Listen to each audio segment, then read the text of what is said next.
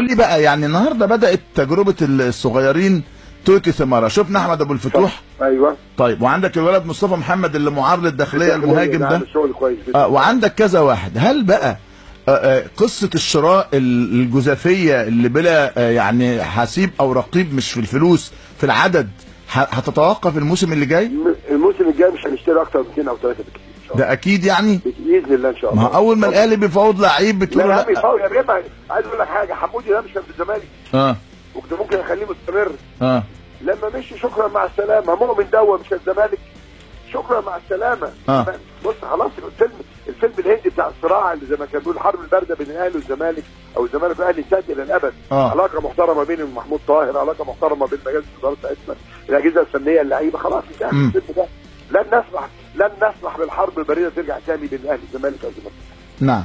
طيب خليني اسالك عن قطاع الناشئين، لانه في بعضه نتائجه جيده وفي بعضه نتائجه مش مظبوطه يعني.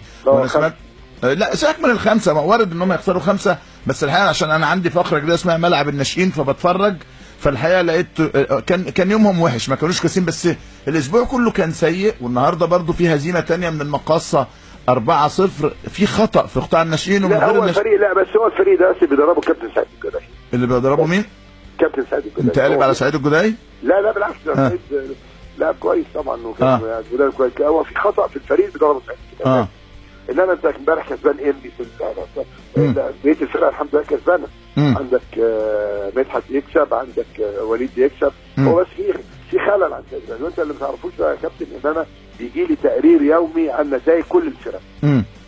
وبجيب المدرب لما الاقي مدرب بيخسر 2 و3 بجيبه، بعرف منه الخلل. يمكن ما يحصلش اي نادي نشاط رياضي بيجيب لي تقرير يومي. اليد، السله، الطايره، كره قدم، السباحه، التنس، وبعدين كل الالعاب، بنات، ولاد، ناشئين، اكاديميات. بعمل كده تقرير واروح معلم اقول له ده خسر 3 ماتشات انا عايز اشوفه.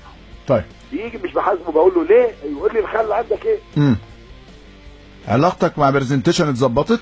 لا لسه. ليه؟ ده عملوا شغل كويس قوي في انتخابات الاتحاد الافريقي. لا رافت هجان.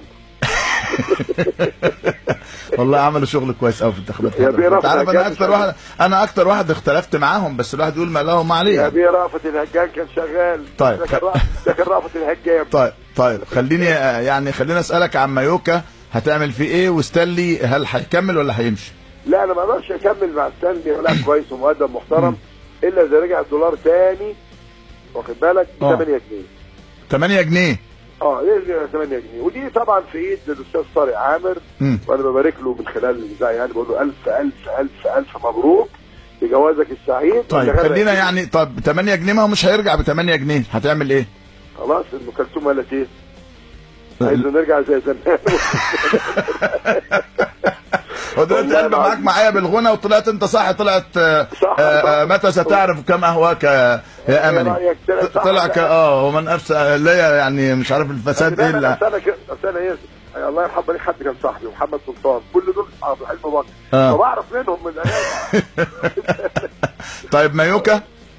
لا مايوكا انا بس عايز الاخ اللي قال عليه انه كان سكران يجيب لي المحضر بس، لان بالمحضر ده انا اتمنى يكون في محضر عشان افتح التعاطف. مع ان ايه بقى؟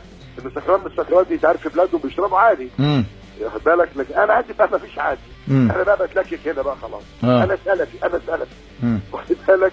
فيجيب لي بس الاخ اللي عمال يزن يقول في عقد في محضر يجيبوا لي يعني لو في محضر سكر ضد مايوكا هتلغي عقده؟ طبعا هجيب لاعب يتطوح ولا انا جدع كل شويه. طيب اخر حاجه